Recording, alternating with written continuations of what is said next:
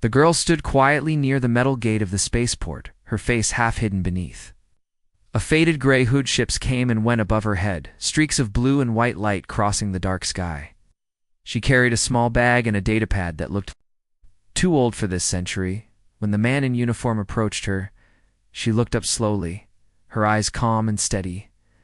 "Don't talk much, sir, but I can cook," she said, her voice soft. The man studied her for a moment. He was tall, with short brown hair, and the kind of look that came from too many battles. He nodded. "Works for me," he said simply. Girl followed him across the landing field. The air was filled with the hum of engines and the scent of fuel. Her boots made no sound on the steel floor. The man led her to a ship old and scarred but strong. The words HSS Frontier were barely visible on its side. She looked at it and smiled faintly. It looked like her old life, battered, but still standing inside. The ship she met the others. They were a strange group of humans and aliens, all working together in quiet rhythm. There was Captain Alina, who had a sharp mind and tired eyes, Mechanic Jory, who fixed things faster than anyone could break them, and the navigator, a calm alien woman named Lyra, with blue skin and bright silver Isis. The girl settled in, she realized. She didn't even know the name of the man who had hired her. His crew called him Commander Reed, though not the name she was told to avoid. He was quiet, spoke only when needed, and everyone respected him, even the aliens who rarely respected humans here. First day was long. The ship carried supplies across the border. Between human space and the outer colonies, a dangerous route full of pirates and unpredictable cosmic storms.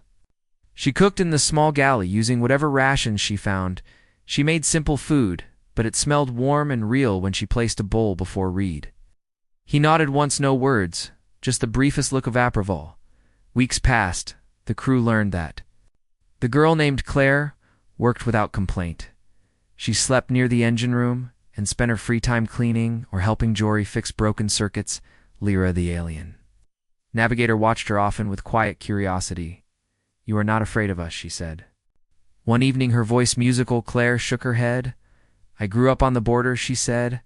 "I learned that fear doesn't fix anything." Lyra smiled slightly. "Then you are wiser than most humans," she said. "Oh, night." A distress signal came through the long range scanner. A mining station under attack by unknown ships. Reed gave orders fast. The crew strapped in, and the engines roared. The stars turned into streaks of light. Claire stayed near the kitchen door, feeling the tremor under her feet when they arrived. The scene outside was chaos, burning metal, floating bodies. Drifting through space, Reed ordered the defense guns active. They fought hard, and the ship shook with every impact. Claire ran to help carry supplies to the medbay, though she was not trained. For war, she moved with steady purpose. On explosion rocked the ship, and the lights flickered. She fell to the floor. Something sharp cut her arm, but she ignored it and helped an injured alien into a bed. Lyra saw her and nodded in silent thanks. After hours of fighting, the enemy retreated. The ship drifted among the wreckage, the silence heavy as dust. Later, when the crew gathered, Reed looked at them one by one. "We saved 30 lives today," he said, his tone quiet. Claire sat near the wall, holding a bandage to her arm. No one noticed the small smile that touched her lips. She felt for the first time that she belonged somewhere of her. The next months, the HSS Frontier became her world. She learned the routines, the sound of the reactor at night, the hum of the artificial gravity, the faint pulse of music from Jory's workstation. She learned to cook for aliens with strange diets and humans. Missed home. Reed never said much, but he always finished his meal completely, and that was a new phone. Day, they were assigned to deliver peace delegates to the planet Vera, home of the tall, crystalline species known as the Arn. The mission was supposed to be simple, but nothing ever stayed that way. As they approached the planet, a signal cut through the channel. "Unidentified vessels, stand down." The voice was cold and alien. Reed gave the order to hold course. Seconds later, beams of light struck their shields. Bridge filled with alarms. Claire felt the ship tilt violently. She held on to the nearest rail and looked out the viewport, where a massive alien dreadnought appeared like a dark mountain in space. Reed ordered evasive maneuvers, but they were trapped within a gravity well-in the chaos. Claire ran to the cargo bay. The delegates were there, panicking. One of them, an alien child, cried for help. Claire pushed through the smoke, found the child, and covered her with her jacket. She carried her through the shaking corridor until Reed met them halfway, his arm bleeding, his face calm.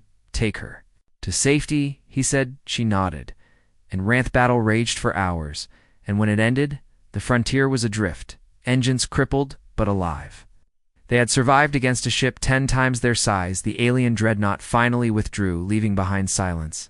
And broken metal Lyra worked at the navigation console. Her hands trembling, she whispered, "They could have destroyed us, but they didn't." Claire found Reed near the engine room inspecting damage, his sleeve torn, his face streaked with oil. She asked, "Why did they stop?" he said. "Maybe they saw something worth sparing." His eyes met hers for a moment, then he looked away. Days later, the Frontier limped toward a neutral station for repairs. They were met by a council ship carrying messages from the alien queen herself.